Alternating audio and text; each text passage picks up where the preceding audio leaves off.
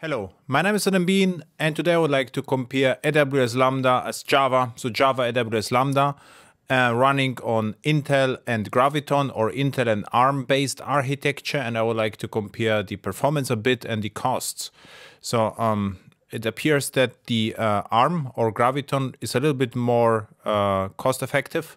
So it costs less than a Intel invocation. So 1 million requests cost the same, but 1 gigabyte second, which means 1 second invocation with 1 gigabyte of RAM costs is on Intel a little bit more expensive than on ARM.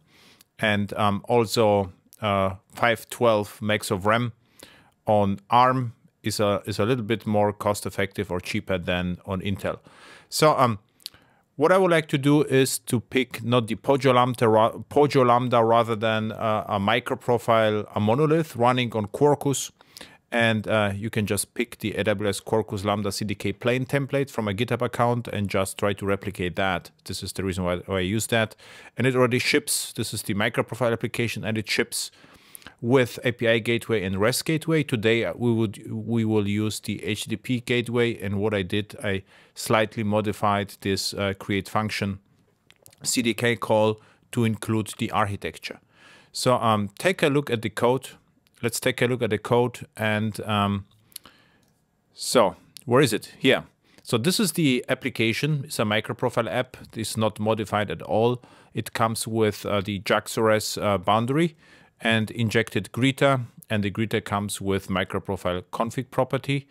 And this is just stock Quarkus application. The only difference is the Amazon Lambda HTTP extension, which generates the function.zip. So the two functions, actually the same function is deployed twice with a different configuration, but the same bytecode. So the first invocation is with Intel, and this is a function named Intel with hello Intel output, and the other one is ARM with architecture ARM. So this is the architecture parameter, and hello Graviton. Both functions are running on quarter of a CPU, 512 megs of RAM. And this is actually the entire code, so it fits on a page, and it's the entire deployment with the API gateway. So this is the HTTP API gateway here, the HTTP Lambda integration for API gateway. Okay, so let's see how it behaves. So the functions are already deployed. So let's take a look here, and so it were deployed 4 minutes ago. And this is the greetings ARM and greetings Intel. So we should get cold starts twice, once for ARM and once for Intel, because I'm going to invoke them right now. So I would say let's start with the Intel, maybe with the Intel function. So let's pick that and create here another terminal. And just invoke it the first time. And this is the worst possible case. This is the cold start. It can take a second or more, and just invoke it several times. In one point of time, all the JIT optimization happened and is not going to be any faster. So, and let's do the same with the ARM function as well. So where is the ARM function? Here. This is the Graviton option. So I would like to pick that, switch the terminal, and do the same with the Graviton. So it's the cold start, and then all subsequent calls are going to be a little bit faster. So I will invoke it, just the scientific method, several times. Okay, now what we can see here, there's the greetings ARM and Intel. So let's start with the Intel. Both size is like 14 megs. You know, the Pojo here variant would be like this is already includes some external dependency, but it can be kilobytes. We are talking now about megabytes. So let's take a look at the Intel function, and I would like to monitor that. And let's see whether there's no logs here. But we can view the logs in CloudWatch. So, okay, so this is last event time. This was that. and I would like to switch to the text view. And what we see, this was the cold start, 1.2 seconds. And then all the subsequent calls were roughly 5 milliseconds. So this was it was faster and faster. Yeah, but this is around 5 milliseconds. So let's take a look at the ARM function. So this is the ARM function. Take a look on that. And view as text again. So the start was 20% faster, so it's 1 second.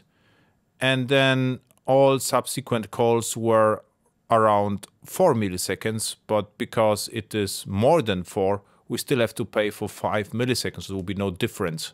And one call is like significantly slower, but then still 4 or 5 milliseconds.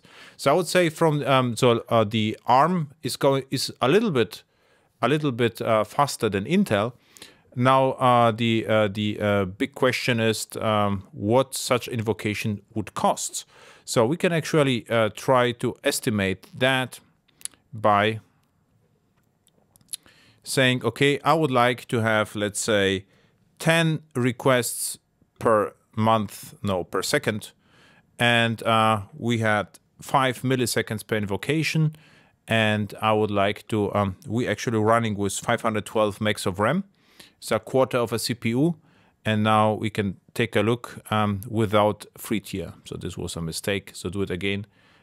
2 requests per second.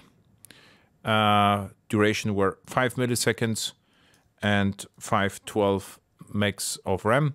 So this would cost $1. So let's do this a little bit more. 10.